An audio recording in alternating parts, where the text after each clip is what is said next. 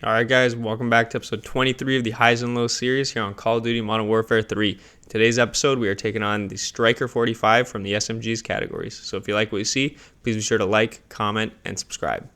For today's class, for the Striker 45, we have got a little bit of a different class in terms of what we are running with, and I've got a couple variations that I want to show you guys when it comes to the SMGs in particular. So whenever it comes to standard gameplay, I would recommend using the smoke. Again, it just allows you to kind of move up the map a little bit and gain some positioning to put yourself in better positions. Again, not having that long range option, the smoke I found really helpful.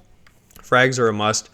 Trophy system is a must, and then assault glove, tactical pads, and ghost. If you do jump into something such as war or shipment, I would probably recommend using the EOD padding. That's probably better off and will help you in the long run. If you do, we'll see one of the challenges for the Striker 45 is to get kills while your enemy is affected by your tactical. So right now we have it as smoke.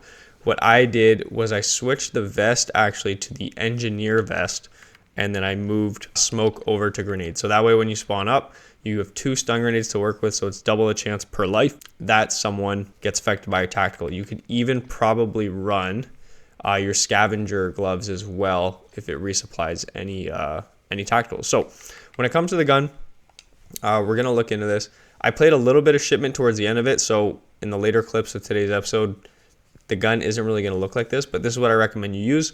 Slate reflector for the sight. Again, you can go the MK3 if you prefer it. We have got the Striker Recon Long Barrel, the FTAC Castle Comp Muzzle, the X10 Phantom 5 Hand Stop, and then the TAC Grip Rear Grip. This is what I felt the best, even just using it after recording. So this is what I would recommend you do. So with that being said, that's the class. I hope you like it. Leave your variations in the comments below, and let's go ahead and jump right into the gameplay. As we get on into the gameplay portion of today's video, again, I want to remind you, like I did at the start of the video, if you like what you see with the series and you want to continue to support it, please make sure to hit that like, please comment, and subscribe more importantly.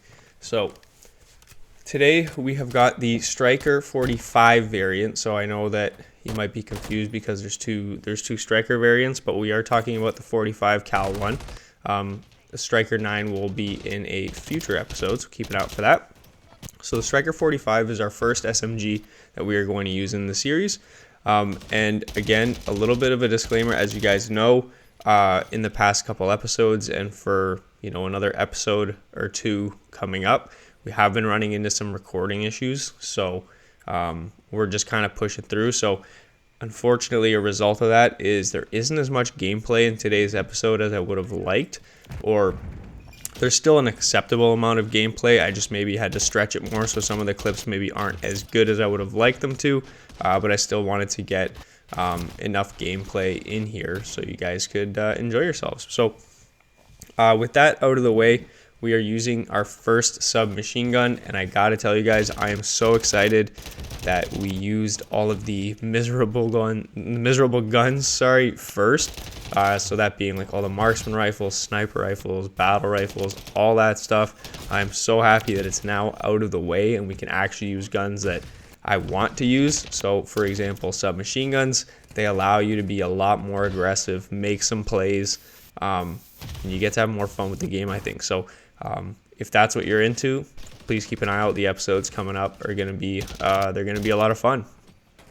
So as the clips kind of go on in the background here, I'll just kind of talk about the Striker 45 as a whole. I don't know how many games I ended up playing with this.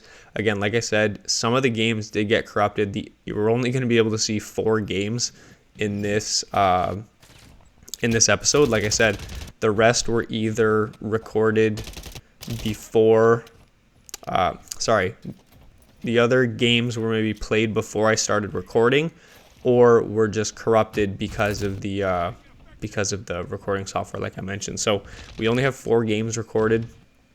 I believe once I started recording, the gun was already level 14, so already the number of games is going to be lower than what I'm usually used to. And unfortunately for us, the game in which I get gold was also corrupted. So again, we're kind of working with what we got. But when it comes to this gun, like I kind of briefly mentioned, I did feel more free, able to roam the map. You know, you're able to get your gun quicker, so it allows you to be more aggressive than, you know, a Pumiot, for example. So that's kind of what I was going for. When it comes to the gun itself, it was pretty reliable at short range, and it gave me a bit of nostalgia in terms of feel from the UMP45 way back in the original MW2. It kind of bounced a little bit, and right here on screen, I don't know if you guys had ever been EMP'd before, but this was my experience for the first time, and it was actually chaotic. I didn't know it completely wiped out your heads-up display, but I guess there's a first time for everything, right? So yeah, so it did make me feel like the UMP45 back in the original MW2. However, with that being said, I did not like the gun as much as I thought I would. It had a slower fire rate, and the damage range wasn't all that good. So like at long range, it really didn't feel reliable. It was decent at short range, but at medium or long range, it just really kind of felt like I had to work hard. The recoil was kind of all over the place, so it just kind of felt a little all over the place. It never felt like I had a decent setup. I don't know, I just couldn't get comfortable with the gun. Maybe I just needed a bit more time with it from a consistency standpoint, because with the other guns, again, I was able to use it for more, whereas this one I didn't really use it consistently for that long. But that's kind of where I felt with this gun. Again, I didn't like it too much. We'll see in the stats in a little bit. So after that shipment game, that's the progress that I needed. We didn't need much. So then the very next game, which ended up being corrupted, is the one that broke down. So when it comes to kills, 280 for the gun. We did actually end up getting a negative kill death ratio with this gun. I didn't think it'd be negative, but I knew I didn't like it, but didn't think I'd be negative. Accuracy is actually pretty good, 30.27. I did play a lot of shipment with the gun though, so a lot more close range engagements, and then about 50% headshot potential, or headshot percentage. So with that being said, guys, thanks for bearing with me with these episodes. I really appreciate it. Please be sure to like, comment, and subscribe.